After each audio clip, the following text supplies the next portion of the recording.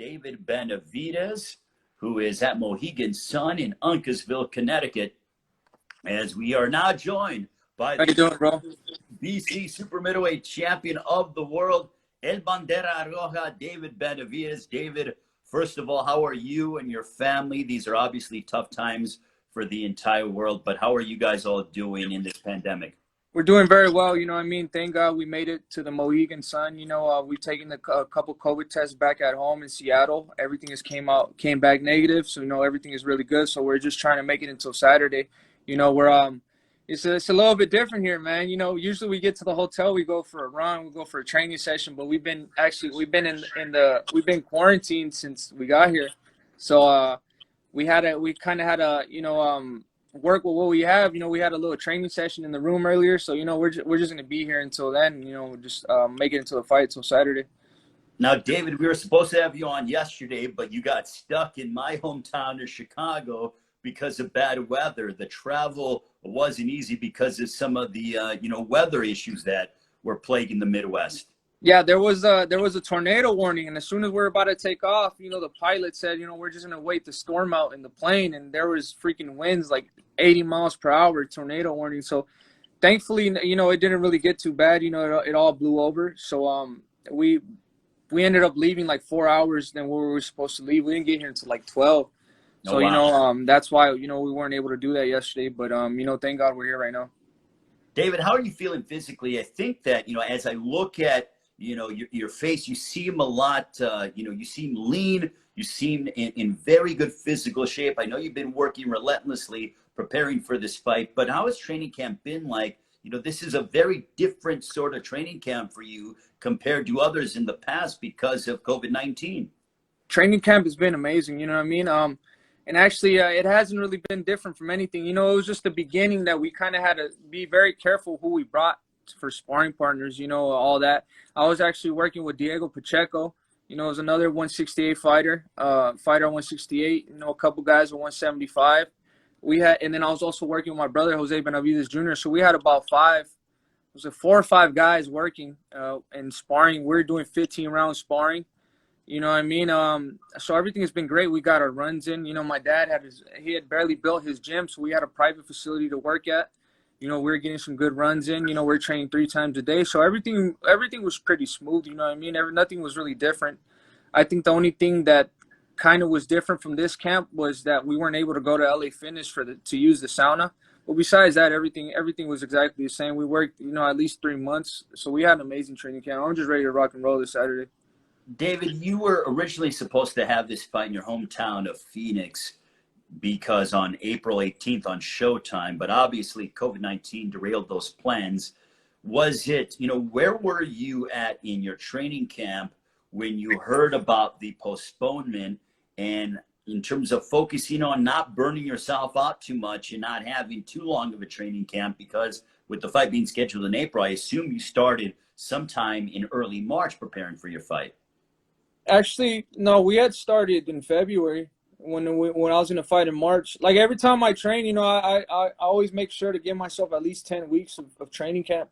So I had been training for that fight. You know, I was actually, before my dad told me, it was after a sparring session. I just got done sparring with Porky Medina, and then I had another fighter from Argentina. We had an amazing camp. Like I've said, we're already ready for that fight too. I think it was like 3 weeks before.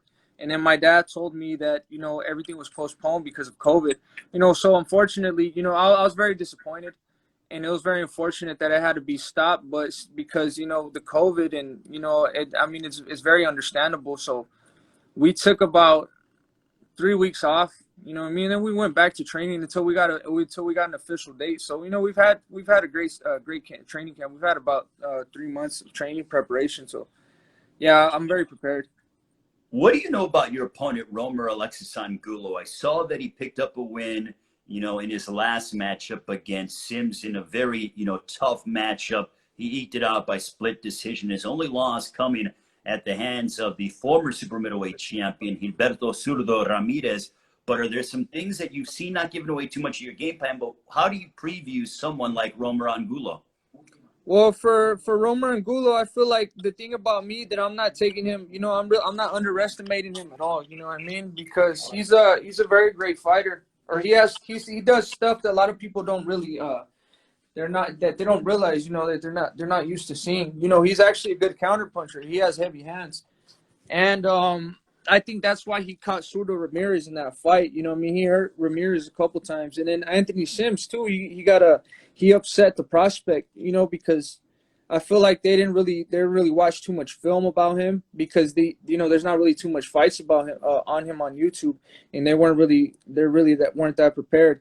But he's a guy. He has a lot of power. He's more of a brawler than anything. But I feel like he's never fought nobody like me. He's never fought nobody with the jab like me. He's never fought nobody with the speed that I have, or that works to the body like how I do. So I feel like he's gonna have a long night. But I have to be very careful. I have to be patient. But when I attack, I'm gonna come with everything.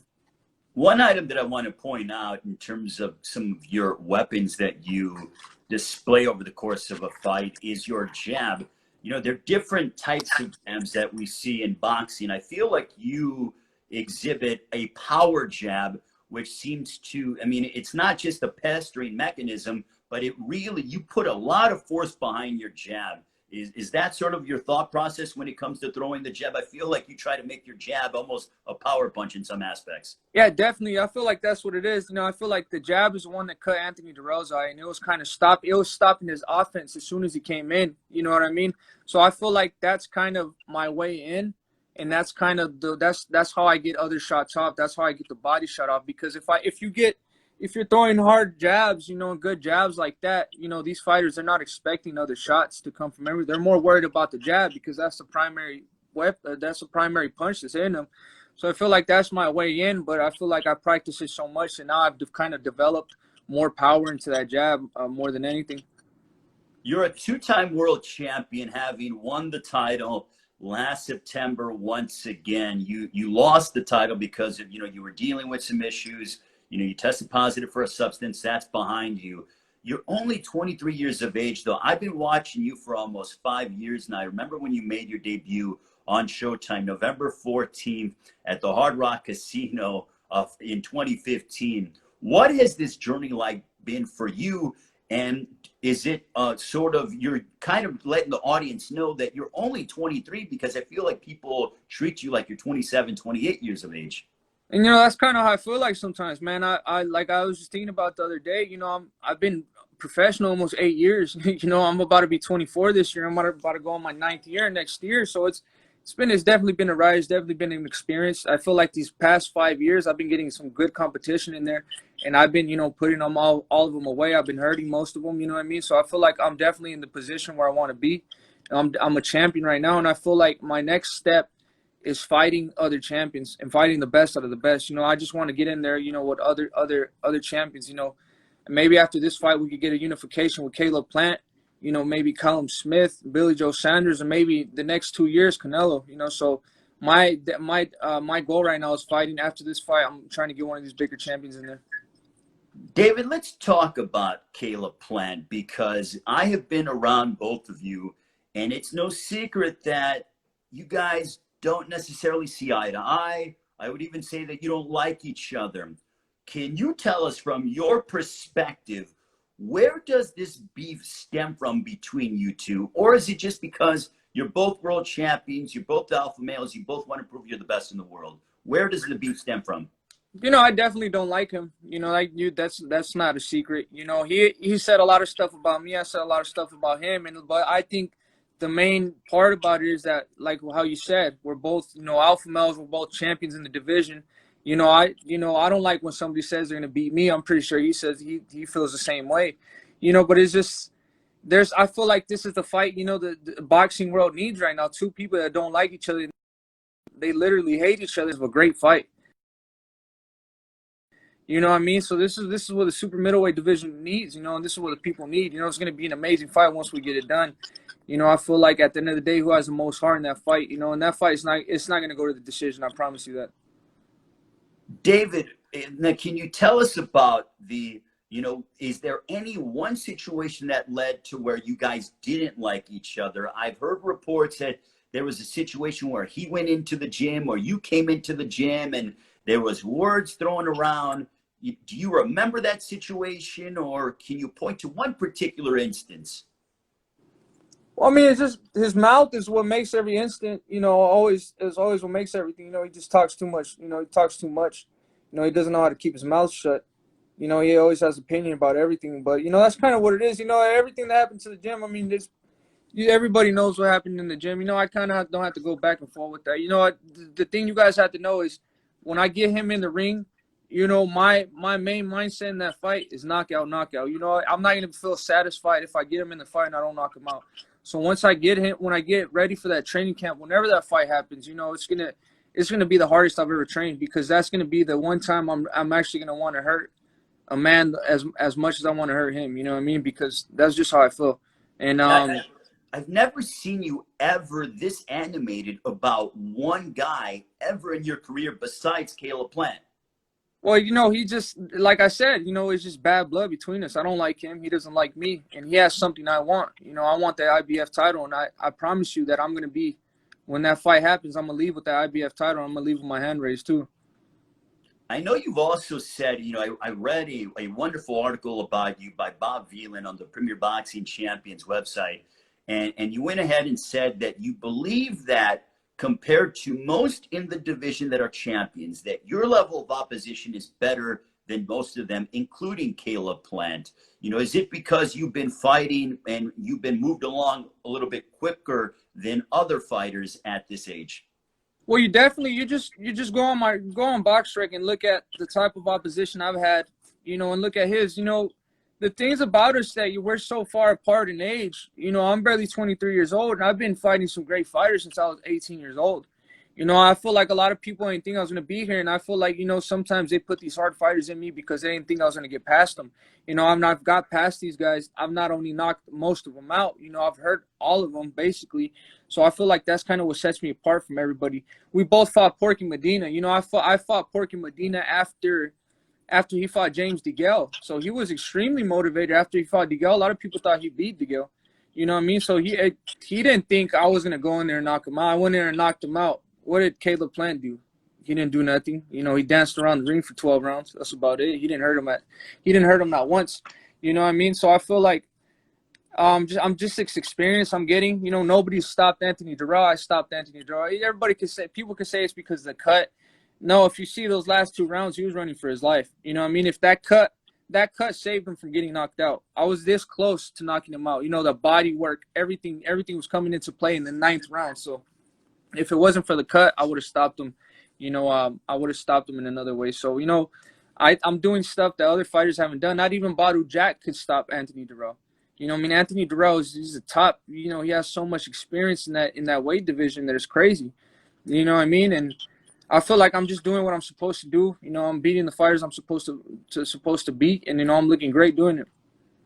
Moving forward with, if that fight with Plant comes up, is that a pay-per-view fight? I think it's a pay-per-view fight. Do you believe it's a pay-per-view fight? I'll let that down to the, to the promoters and, PBC. If they want to make it a pay-per-view fight, great. If they don't, then great too. I'm just excited to get in there, the fight. I feel like I'm just ready for this fight. If it's pay-per-view, if it's Showtime, if it's Fox, whatever it is, I'm just ready to make it happen.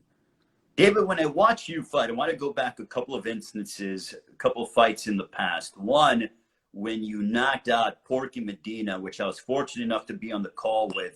Do you go back and watch that knockout of Porky Medina? Because, it almost seemed like an 8 or 9 punch, super punch combination on like Xbox or PlayStation, something along the lines of. Yeah, it was definitely a great knockout. That's probably one of the greatest moments I've had in my career. And it's crazy, when I did that, I was like 19 or 20 years old, and that was up against, a rugged competitor, a tough competitor like Porky Medina.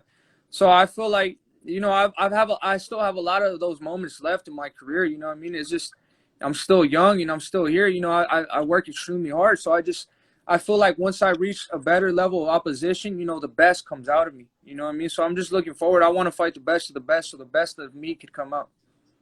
Well, one guy who feels that you have been destined to be the best for a long time, and I remember before you stepped on the scale prior to your Showtime debut, your promoter, Samson Lukowicz, aside from your father, Samson Lukowicz has, he told me, he goes, I have the next world champion, And I believe that he gave you your nickname of El Bandera Roja because he said instead of fighters throwing in the white towel or the towel, they're going to have to wave the red flag because that's what this guy does to people. You know, I know Samson just got done with surgery. He's okay now, but how influential has your promoter, Samson Lukowicz, been in your career?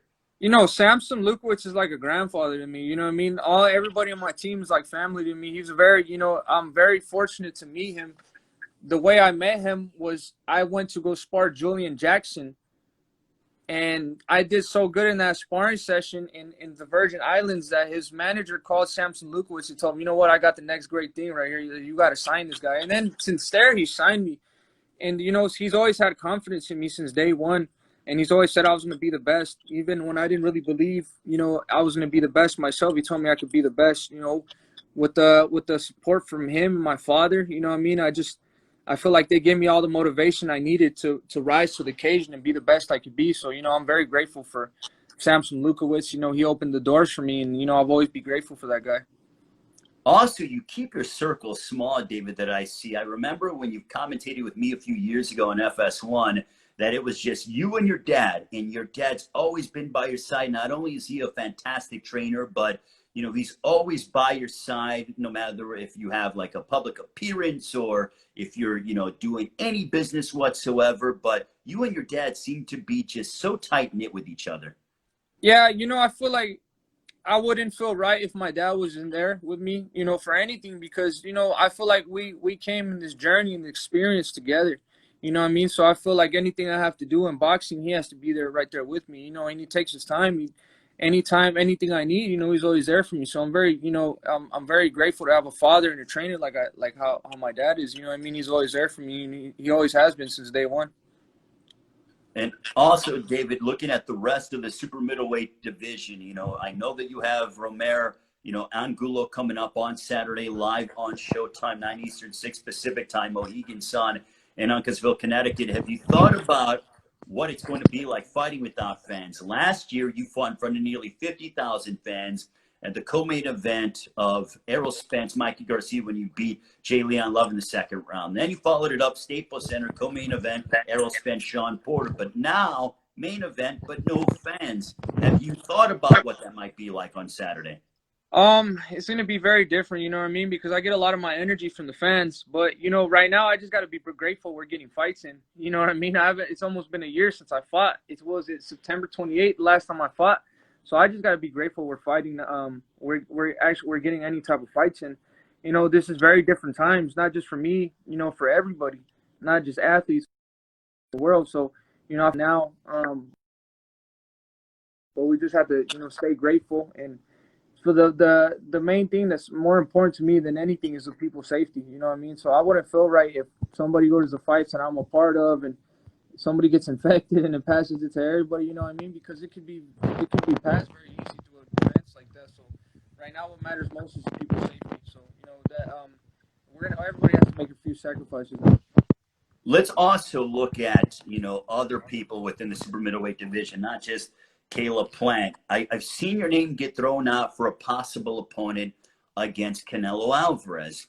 Was there any legitimacy towards, you know, an offer being presented, you putting your name in the running? Was that mere internet speculation from reporters? What happened there?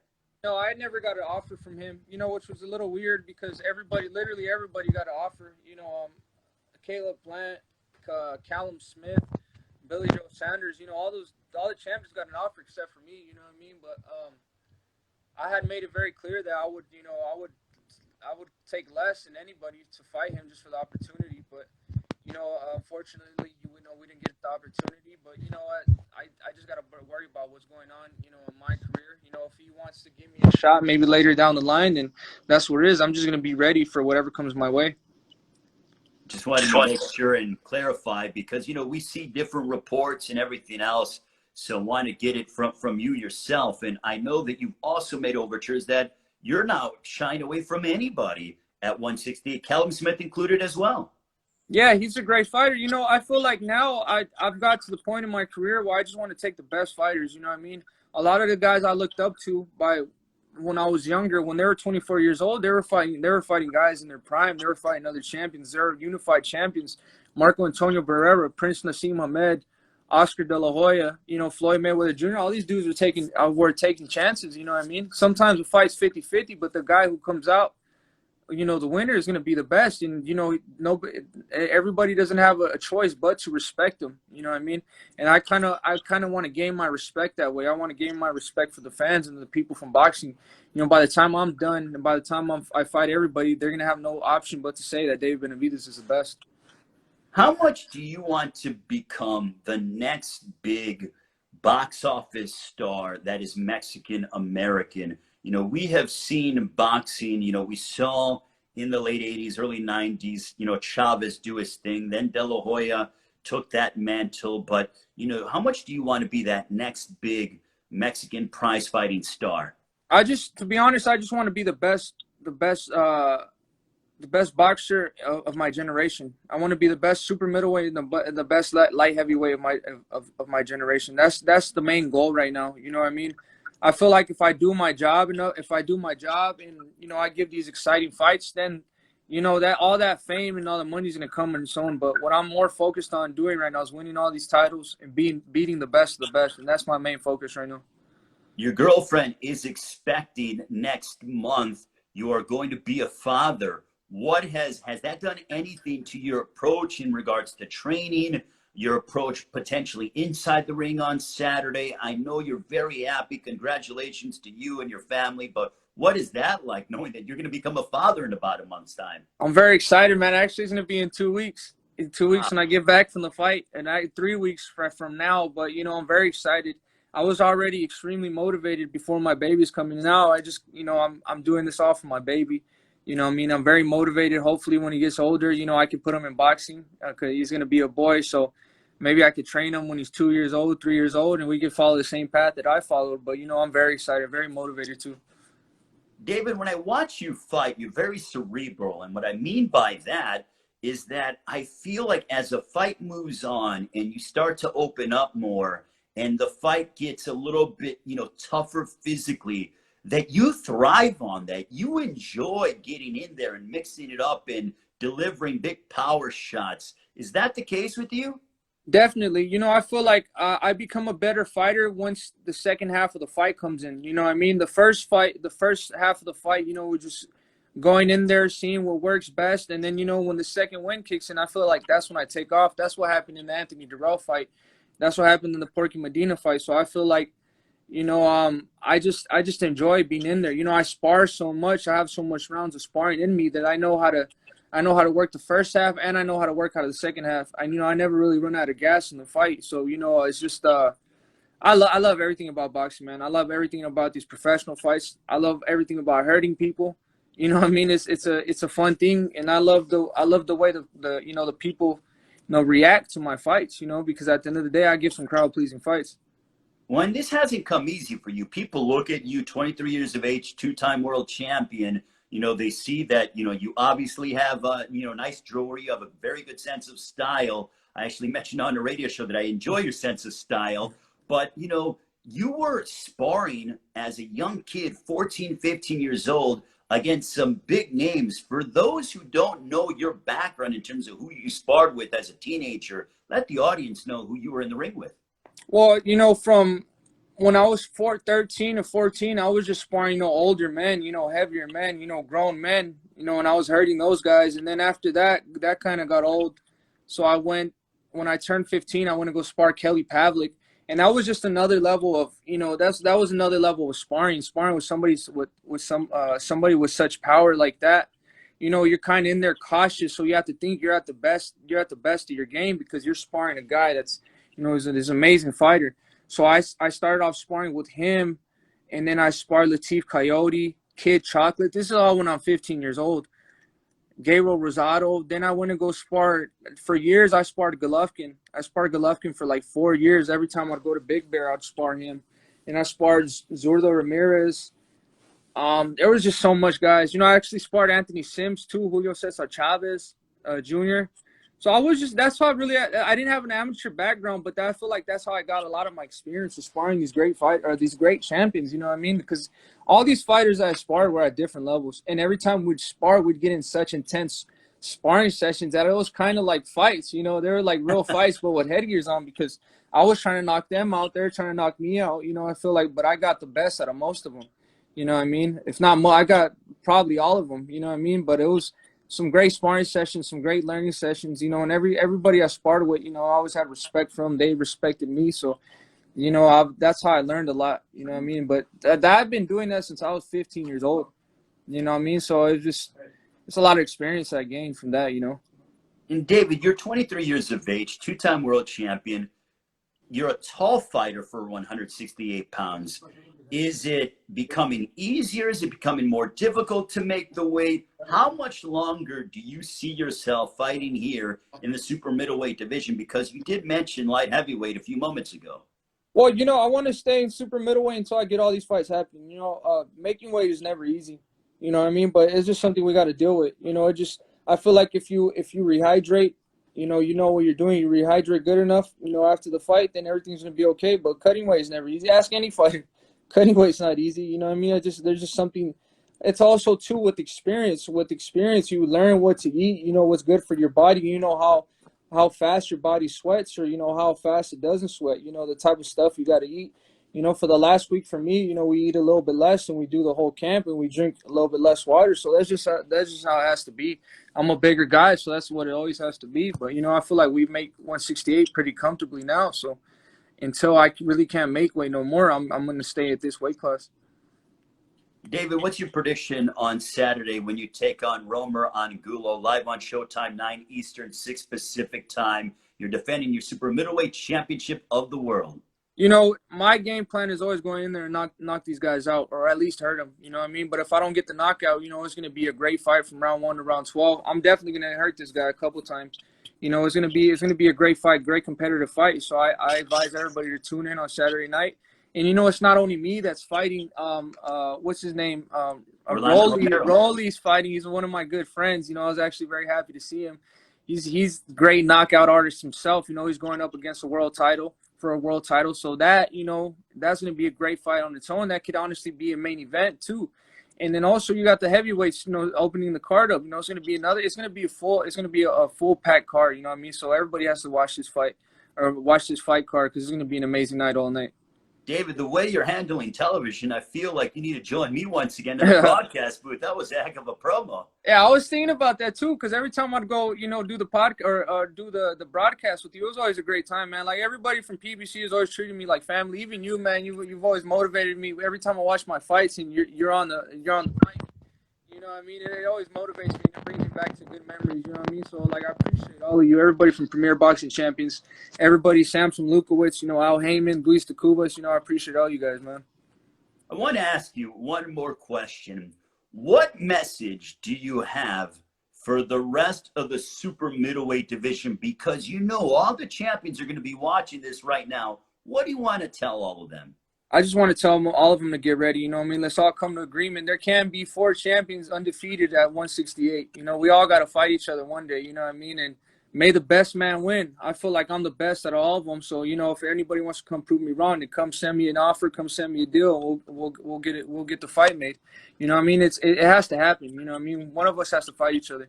And I feel like I just said, the best man is going to walk away. And I feel like the best man is going to be me. And I'm going to have all the titles. If you handle business early on Saturday, is there a possibility? Would you like to have another fight before the end of the year? Or do you want to enjoy being a father and then table that towards 2021?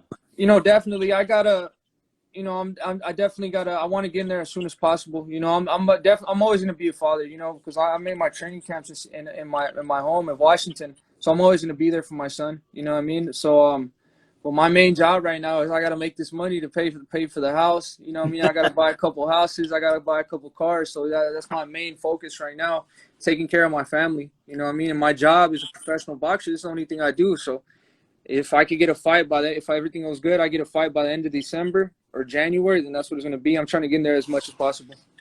David, any final closing comments for the rest of the public out there as we continue to deal with COVID-19, this worldwide pandemic, but thankfully we'll all be at home watching you perform live on Showtime this Saturday night. You know, I want to tell everybody it's unfortunate, all my people in Phoenix that couldn't see me fight live, or anybody that could see me fight live. You know, it's very unfortunate, but, you know, I'll promise you to give you guys a great fight. So, you know, get the barbecue ready, get the beer ready. You know, Saturday's gonna be a great night of boxing, and I'm gonna give you guys a great show. Thank all of you. Thanks so much, David. Greatly appreciate it. Good luck on Saturday. Congratulations on becoming a new father. Very happy for you and your entire family. Thank you, brother. Appreciate it.